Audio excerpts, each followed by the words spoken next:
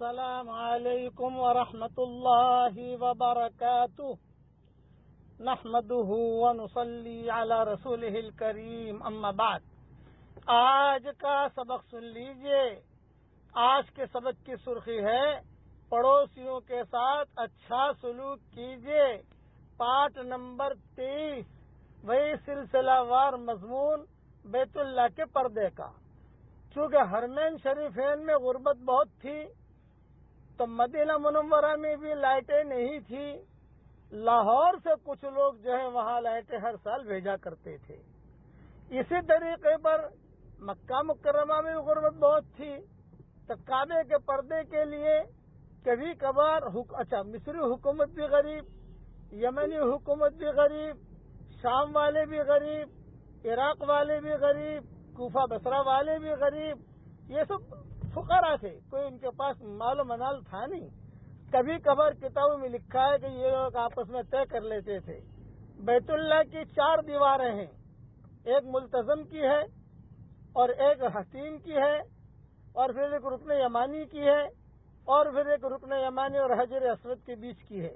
تو یہ چاروں دیواروں پر یہ لوگ اپنا 4 حکومتیں والے طے کر لیتے تھے کہ بھئی یہ پردہ ہم بنا لیں گے، اتنا ہم بنا لیں گے، اتنا ہم بنا لیں گے، اتنا ہم بنا لیں گے۔ لیکن مسئلہ اس میں یہ آتا تھا کہ ڈیزائن میں فرق پڑتا تھا، کبھی کبھار کلر میں فرق پڑتا تھا، کسی نے گھٹ کلر لے لیا تو کسی نے تھوڑا سا جو ہلکا کلر لے لیا، کسی نے اچھا ڈورا استعمال کیا، کسی نے کمزور ڈورا استعمال کیا، تو تھوڑا سا دکھنے میں بھی ایسا لگتا تھا کہ یہ کیسا ہے، لیکن وہ بھی زیادہ دن تک چل نہیں سکا معاملہ۔ تو پھر ایک ہی حکومت، خاص طور سے مصری حکومت، انہوں نے جو ہے بہت ہی ہمت کی اور ہمت کر کے اپنے خزانے میں سے پیسے نکال کر یہ کام کرتے رہے، لیکن ان پر بھی حالات آئے تو انہوں نے یہ معذرت کر دی۔ اب یہ پردہ جو ہے یہ کافی پھٹنے لگا، وہاں ہوائیں بہت چلتی ہیں، بارش بھی آتی ہے تو پردہ جو ہے کافی گندا بھی رہتا تھا۔ تو یہ حاجی لوگ جو پہنچتے تھے، خاص طور پر حجاج، یہ اس پردے کو صاف کرتے تھے۔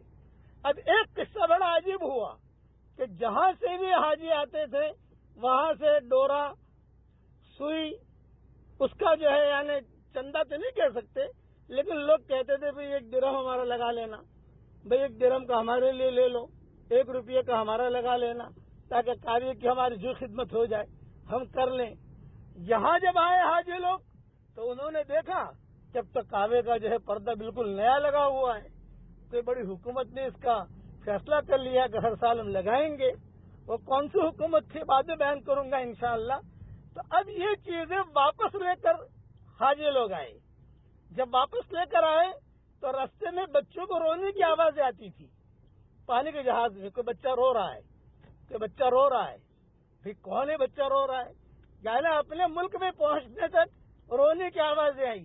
تو اس زمانے کے جو اللہ والے تھے انہوں نے کہا کہ یہ ڈورا اور یہ سوئی اور یہ جو چیزیں بیت اللہ میں لگنے والی تھی، چونکہ ان کو سعادت نہیں ملی اس وجہ سے یہ رو رہے ہیں۔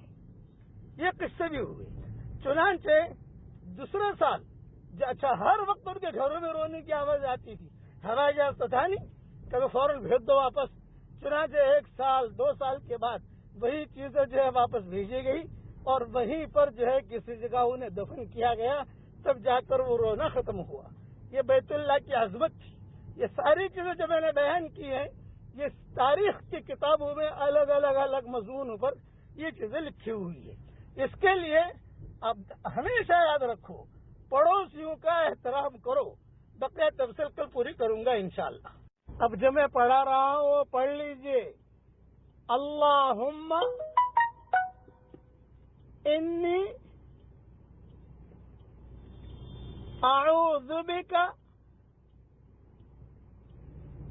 من کل عمل یخزینی۔ بس ترجمہ پڑھ لیجئے۔ اے میرے پیارے اللہ، ہر اس کام سے میری حفاظت فرما جو مجھے رسوا کر دے۔ حدیث شریف کی کتابوں میں دعائیں لکھی ہیں، حوالہ لکھ کے بھیج دیتا ہوں.